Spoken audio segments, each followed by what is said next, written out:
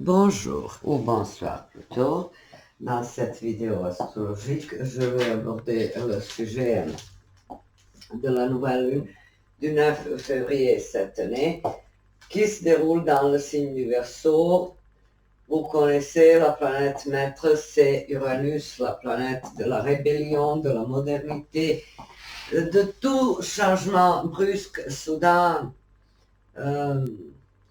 improbable, imprévisible, donc toutes les surprises et les coups de foudre et les coups de tonnerre et toutes sortes d'événements inédits, ça aurait pu être Uranus. Donc cette nouvelle lune sera en carré à Uranus justement, en taureau, ce qui amplifie le caractère soudain, rebelle, réformateur de cette nouvelle lune. Donc, il peut y avoir un éveil de quelques talents spécifiques ou une envie d'expérimenter quelque chose de nouveau ou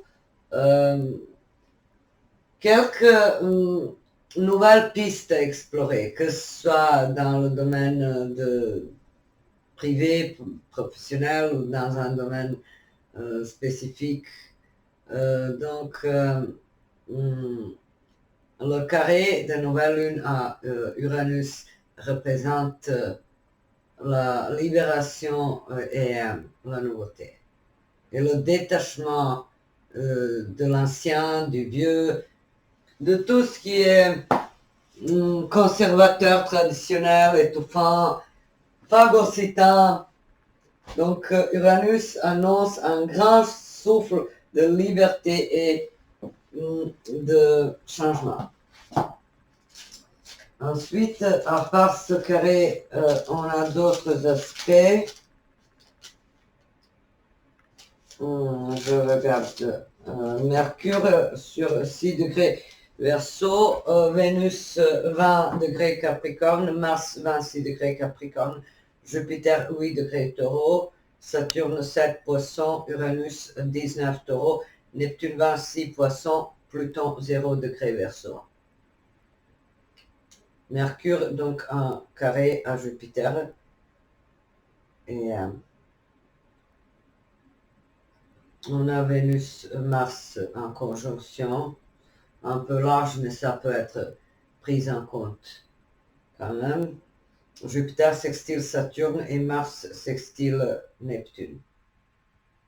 Donc j'ai été motivé, surtout inspiré par ce carré de la nouvelle lune à Uranus, mais le reste pareil, donc j'ai choisi un ouvrage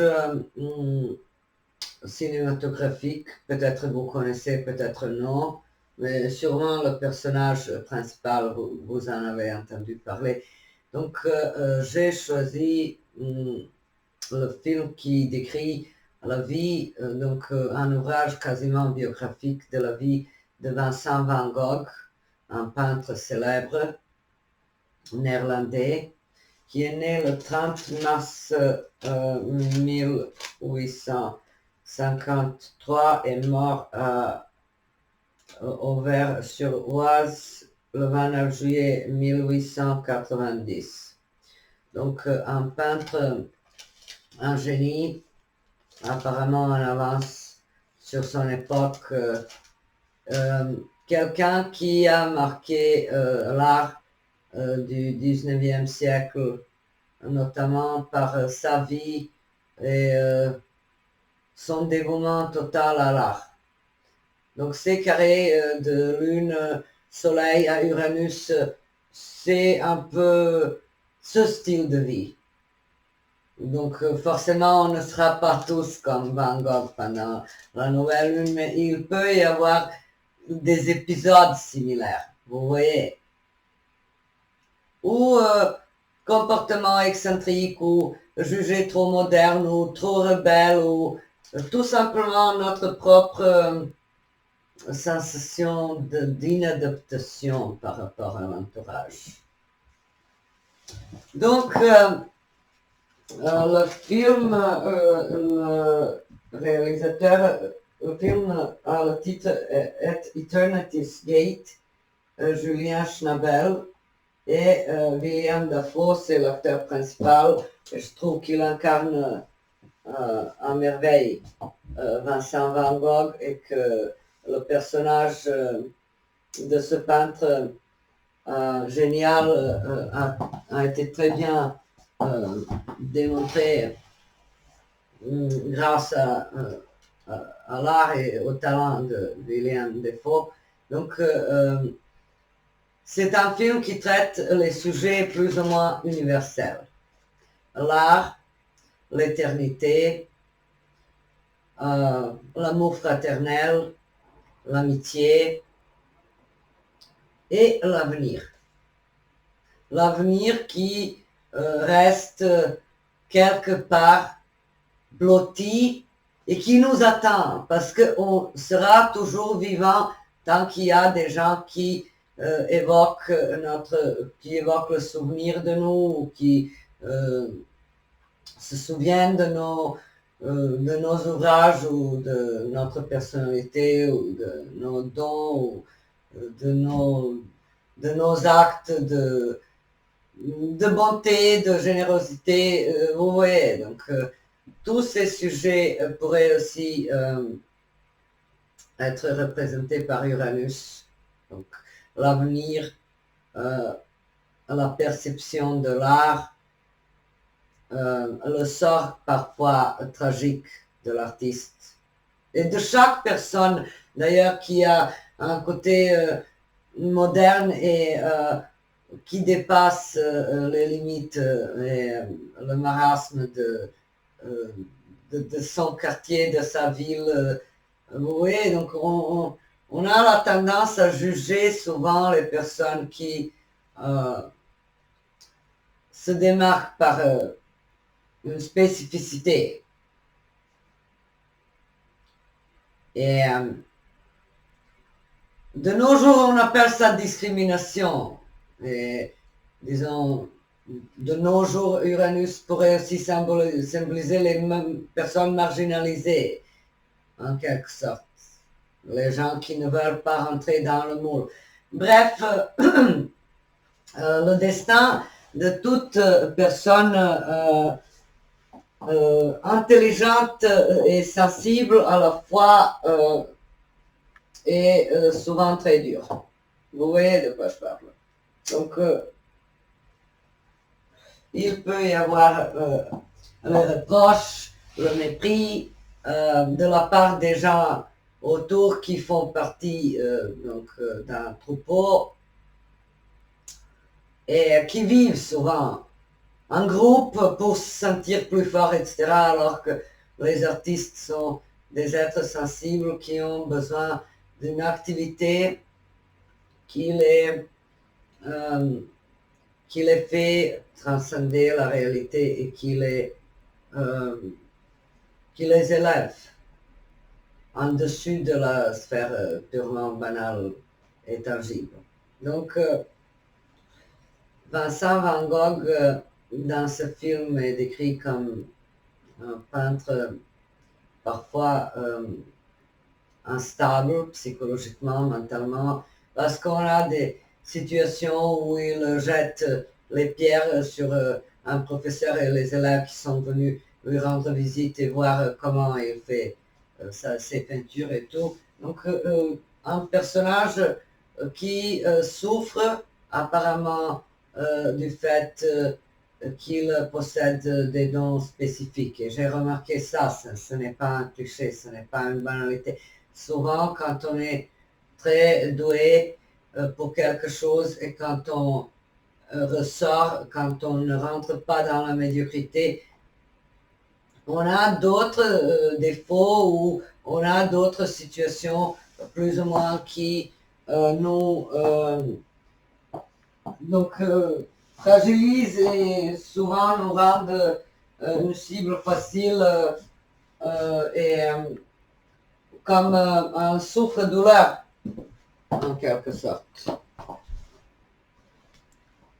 Donc, ce n'est pas rare de voir les gens ayant les qualités spécifiques et particulièrement développées au niveau artistique et intellectuel. Ce n'est pas rare de voir ces gens-là rejetés et humiliés, rabaissés, et voilà.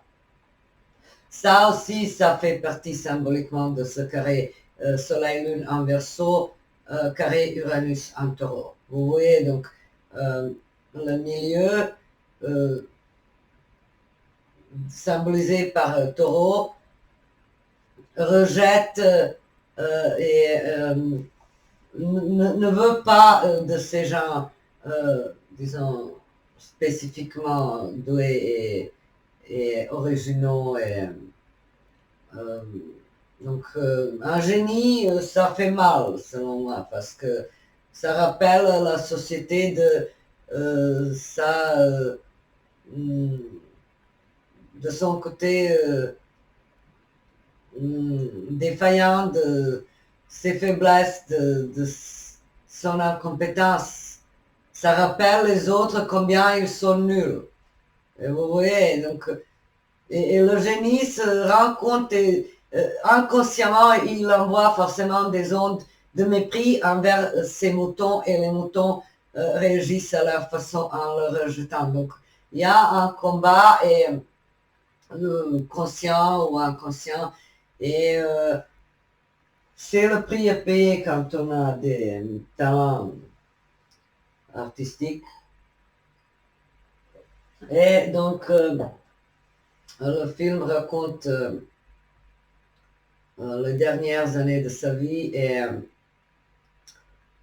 comme vous savez déjà dans la biographie officielle, c'est marqué que en fait Vincent Van Gogh s'est suicidé, mais dans ce film il y a une hypothèse plausible forcément où il aurait été touché par une balle de la part de deux adolescents qui jouaient et à la fin, il ne voulait pas avouer qui l'a touché. Mais ça peut aussi, disons, s'interpréter de manière symbolique et au sens figuré, que c'est les abrutis, les fous, les personnes incompétentes, immatures, inconscientes, qui n'étaient pas conscientes de sa valeur qui l'ont tué.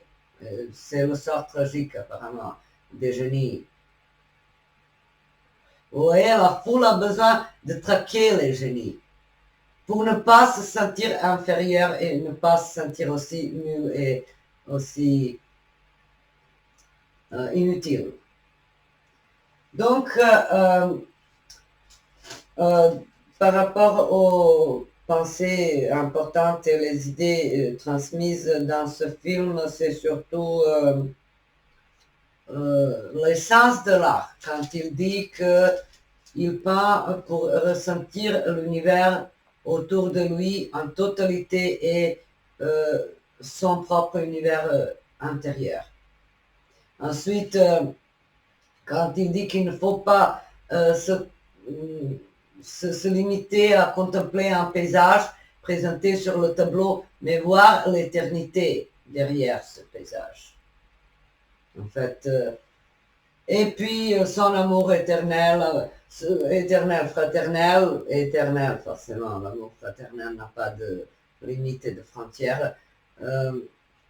L'amour fraternel avec son frère Théo, puis l'amitié avec Paul Gauguin, un autre peintre célèbre évidemment. Et donc toutes ces idées me semblent très en phase avec cette nouvelle lune en Verseau. Donc on aura tous l'occasion forcément de sortir de notre bulle, de montrer quelques dons, talents, facultés originales ou censés ramener quelques fraîcheurs, quelques nouveautés, quelques doses de modernité à notre cercle proche ou une plus grande communauté, étant donné que le Verseau n'agit jamais, quasiment jamais pour lui-même, mais se bat pour les autres, pour l'avenir, pour ses frères, pour ses proches, pour ses semblables, et on veut donc ramener la lumière pour arrêter la foule de patauger éternellement dans sa boue et de se vautrer comme les cochons et comme les moutons dans leur propre, peu importe, point de suspension. Donc, la mission de l'art est la mission de l'art, la mission de l'artiste, ensuite le sens de la vie, de l'existence, tout ça sont des questions aussi abordées dans cet ouvrage. Et la mission authentique et unique que chaque personne a sur Terre, forcément. Les uns seraient les observateurs, les autres ceux qui agissent, donc les observateurs et les créateurs.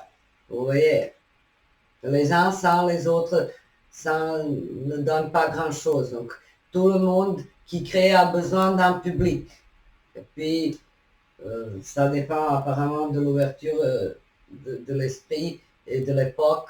Si le public est perméable aux impressions que l'artiste envoie, ou le public est émotionnellement handicapé. Et c'est pareil dans toute autre sphère, professionnelle, privée. Donc, forcément, il y a une personne qui anime les échanges, fait des initiatives, fait bouger les choses, et les autres qui agissent en tant que public, forcément. Donc, c'est mes idées, voilà, une petite digression. Et quel autre sujet? Donc, il dit, je peins pour arrêter de penser. Oui, il y a cette idée aussi que l'art est une sorte de délivrance, de salut, d'exutoire, et justement, Soleil, Lune en Verseau, carré à Uranus, pourrait signaler cette idée que on peut se libérer à travers la création personnelle, originale. Donc, le génie qui est conscient de sa valeur, parce qu'il y a un moment où il dit, peut-être Dieu m'a fait peindre pour ceux qui ne sont toujours pas nés. Vous voyez, donc un grand artiste, un grand génie, il a la conscience que forcément l'avenir aura un meilleur jugement sur son existence, ses ouvrages, son talent. Et que, comme nul n'est prophète dans son village, nul n'est artiste dans son époque, plus ou moins. Enfin, c'était le sort de la plupart des artistes importants. Et quant à nous-mêmes, on va avoir donc Mercure carré Jupiter. Ça donne le risque de se tromper, de s'égarer en concluant des accords, en faisant confiance à quelque sorte d'autorité, un principe de légalité, etc., qui, en fin de compte, pourrait être tout à fait fallacieux ou inadapté ou quelque chose d'erroné. Donc attention en ce qui concerne les signatures, les déplacements possibles, panne, retard, blocage, s'il s'agit des voyages ou de la communication. Donc il ne faut pas trop prendre les paroles prononcées au pied de la lettre, mais surtout rester sobre et laisser les choses se décanter un peu et non agir de manière impulsive et hâtive. Ensuite, Vénus et Mars en conjonction, ça me donne l'idée d'un principe tangible, concret, visible, donc quelque chose qu'on laisse en héritage aux générations futures, donc, au sens propre ou au sens figuré, ou les acquis que nous avons reçus en tant qu'héritage, héritage émotionnel, héritage matériel même, étant donné que c'est le signe du Capricorne. Donc il peut y avoir ici, avec cette conjonction Vénus-Mars en Capricorne, un vrai potentiel de faire fructifier les acquis et les talents, les dons ou quelques biens qu'on a reçus de la part de nos prédécesseurs, plus ou moins. Et pour quelqu'un, ça peut être apparemment un engagement réel pour liquider une succession ou pour trouver la meilleure utilisation d'un bien matériel, immobilier, etc. Et c'est l'esprit pragmatique quand même.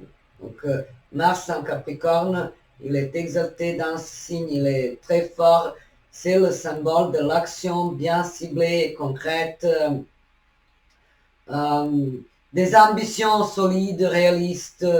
Et Vénus est là pour redonner un goût de satisfaction après toutes ces actions et ce combat pour s'affirmer ou pour gagner ou pour être mieux récompensé, donc on aura la satisfaction. Jupiter-Saturne en sextile, c'est le climat social ou familial ou quelque autre structure plus large qui favorise les efforts et les réformes et quelque chose de bien au niveau social, donc ça présage un climat de soutien, de coopération, d'échange basé sur le respect et en même temps sur les normes. Donc deux planètes collectives, un aspect harmonieux, ça garantit aussi la liberté pour tout citoyen. Alors que quand on a eu des carrés de Jupiter et Saturne, ce n'était pas évident du tout. Donc ça peut donner un fossé générationnel, les carrés et les oppositions de Jupiter à Saturne. Mais quand il y a le sextile, le trigone, alors c'est une bonne connexion entre l'ancien et le moderne. Et donc le soutien, l'engagement personnel en faveur de quelque chose de concret et à la fois très honnête. Et, donc les démarches honnêtes, la légalité, l'aspect de quelque chose de traditionnel, mais à la fois quelque chose de sécurisant au niveau matériel, spirituel, etc. Sur tous les niveaux, effectivement. Et Mars sextile Neptune, un bel aspect symbolisant également l'alliance entre l'action et l'imagination, le réel et le rêve, l'idée concrète et l'idée utopique. Donc on peut se trouver à moitié de ce chemin entre les deux et accepter cette version, disons, mi-réaliste, mi-idéaliste des choses. Vous voyez, donc avec Mars-Neptune, il y a aussi un talent créatif, artistique, notamment pour la peinture, la musique, etc. Une sorte de méditation aussi, mais également un esprit réaliste qui s'enrichit sur son chemin d'un côté euh, insaisissable, idéal, représenté par Neptune. Donc, on peut agir en faveur d'un idéal et cet idéal reste atteignable en ce moment avec ces aspects.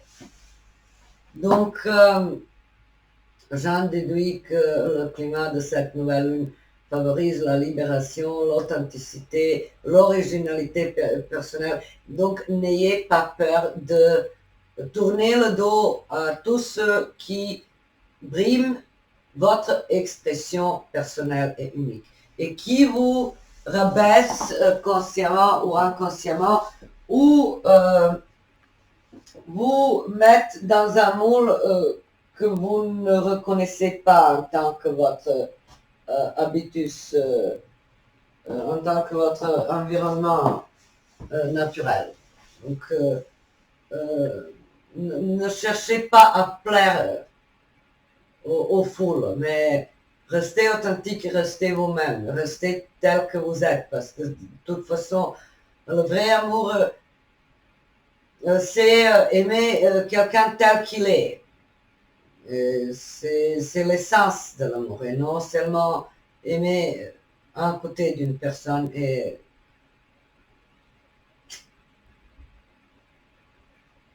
donc,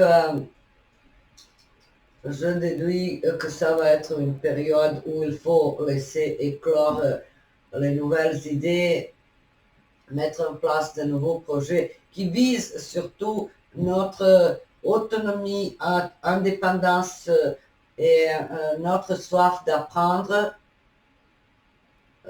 et notre soif de nous projeter vers l'avenir. Cette nouvelle lune est justement une coupure avec le passé. Un grand pas dans la nouveauté, dans l'avenir, dans l'affirmation personnelle basée sur ses propres efforts, son authenticité, ses valeurs. Et